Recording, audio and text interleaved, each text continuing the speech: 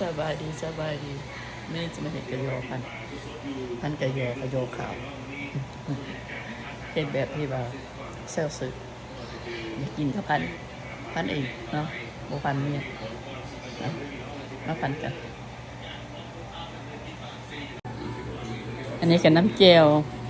อันหมักทั่วดินมัดพวกเจ้าอันนี้ค่อยกับอันนั้นต้มมันซี่หมูสามสั้นกับหนังค่อยเอามาปนใส่กับอันข้าวคั่วเอามาปนใส่กับข้าวคั่วนี่พักค่อยกับพักข้างหลังบ้านนั่นแหละหอมเฮือดพักข้าวทองหอมหอมแก้วพักแป้นแล้วก็มีบักปีที่เหลืออยู่หันแล้วก็มีบักแตงอีกมีกะรดอีกมาแล้วก็มาเฮ็ดกินแล้วก็โอ้ยได้เบิ่งกันทีวีไปพร้อมโอ้ยจะมันมีความสุขเจ้าเอ้ยพวกเจ้าเอ้ยจะมันค่อยมีความสุข วันนี้นั่นพอเฮ็ดคนเดียวมันก็บ่ม่วนเนาะเพิ่นก็อยากให้พวกเจ้ามาเห็นนำมาเฮ็ดนำแล้วก็ได้มากินนำกันเนาะอันให้อยู่คนเดียวมันก็เหงาเบิ่งทีวีไปมันก็เหงาอยู่ได้ด้วยทำเนียนมีคนมาเบิ่งเฮาเฮ็ดมีคนม่านท่วงเลยว่าม่านเห็นออกความคิดความเห็นมันก็มีการสนทนากันไปโตมันก็ยืดยาวไปมันก็ม่วนไปเนาะอันนั้นนี่แต่นั่นเว้าน้ำกันดีๆติสมแบบอันนั้นแบบอันไม่ไงแบบก่อสร้างว่าแบบที่ว่าแบบดีนะติสมก็ได้บ่แม่นว่าติสมแบบที่ว่าให้มันล่มจมแบบนี้มันก็บ่ดีเนาะก็ฮอนแผ่นหันมันนั่นแผ่นมันเอาน้อยเดียวก็เลยได้ห่อก้อนน้อยห่อก้อนน้อยแบบกัด3คำก็เบิดละ ถ้าผู้ใดคำใหญ่ก็2คำก็เบิดละนั่นบางเทื่อก็คิดอันนั้นอยากกินเป็นพันๆจังซี่แหละมันเฮามีผักหอมหลายเด้อยู่หลังบ้านอันนี้บัดนี้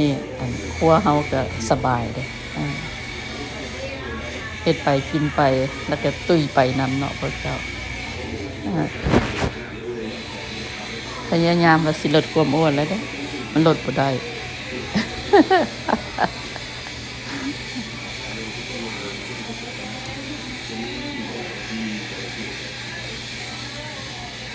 ตั้งแต่เช้ากันตื่นมาก็ไปเล่นโยคะแล้วก็ไปลอยน้ำชั่วโมงหนึ่งแล้วได้พวกเจ้าก็ออกกำลังกายอยู่ได้บ่แม่นว่า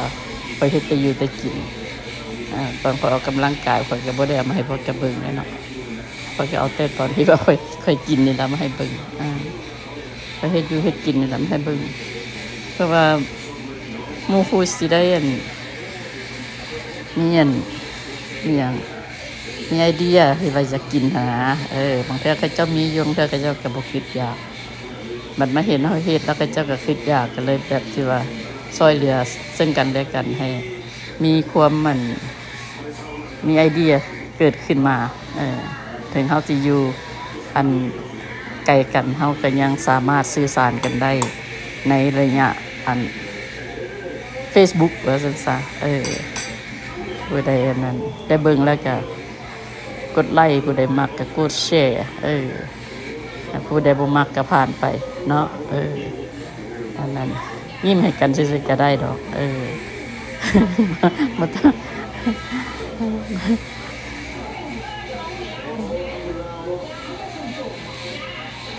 เฮ็ดพออันนั้นอันน้อยๆตั้งแต่มันก็ยังขาดอยู่เด้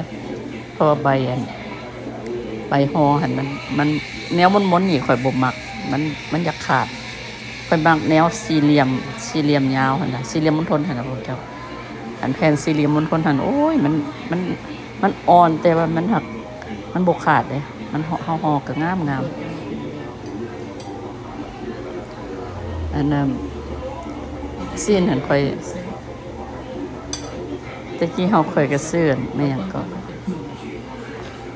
ซื้อแนวข้าวคั่วของเวียดหั่นนะอันนี้ข่อยบ่มีข่อยก็เอาข้าวคั่วสลาดนี่แหละเนาะมาใส่มันก็บ่ได้แตกต่างหยังกันเลยล่ะ มาจิ้มใส่กับน้ำแจ่วหวานแล้วมันก็แซ่บด้วยกัน แต่ว่าขาดอย่างเดียวบ่มีบักถั่วดินหมดต้องสิได้ออเดอร์จากกันวีคัมพานีก่อนเพราะว่าอีข้านย่างไปตลาดอีข้านขี่รถไปตลาดบ่แม่นย่างไปตลาดอันสั่งออเดอร์จากกันวีคัมพานีอันสั่งมื้อนี้มื้ออื่นก็ได้รถมันง่ายสบาย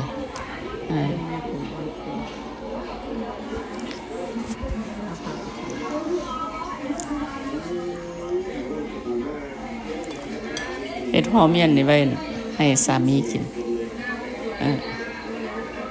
ตอนนั้นเบิดแล้วก็ค่อยสิมาห่อใหม่ห่อไว้จักกัน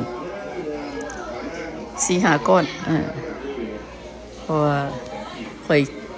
คนเดียวกินนี่ก็2 ก้อนก็บ่พอได้แล้วก็บ่ได้กินบาทเดียวเนาะไปกินเรื่อยๆ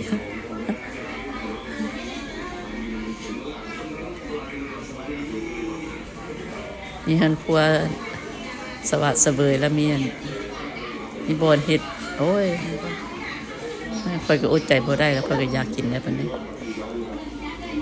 ค่อยขอพักก่อนค่อยมากินก่อน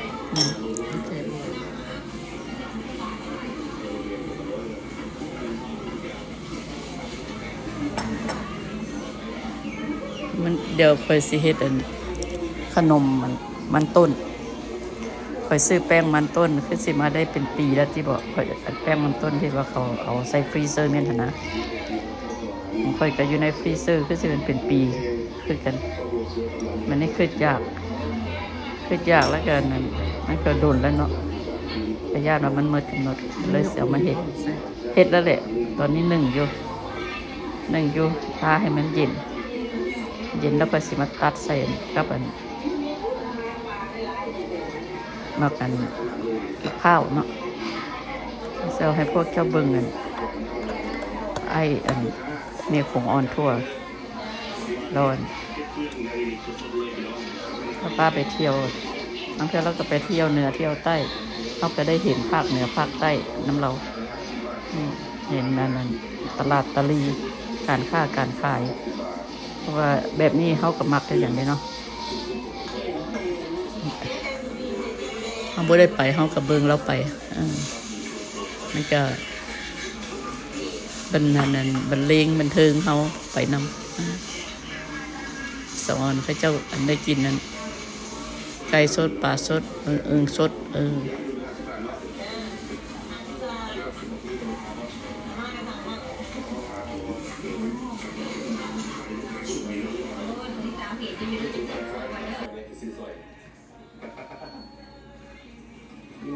ดูครับหอยเมืองเซปูนมือใหญ่ตรงนี้ครับเนาะ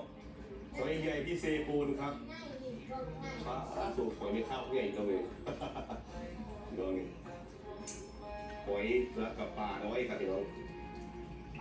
ปลาย้อนน้อยน้องย่างหนังน้องตัวพอดีพวกตรงนี้ครับเนาะใครกองอะไรเสียสำหรับกินเนาะโอ้พี่น้องขนาดใหญ่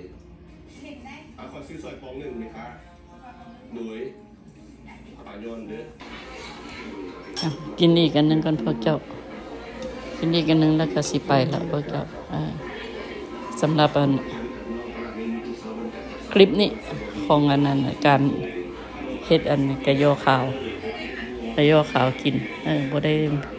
มีข้าวปุ้นข้าวปาดมีแต่ผักกับสิ้นหมูกับบักปี่อันนั้น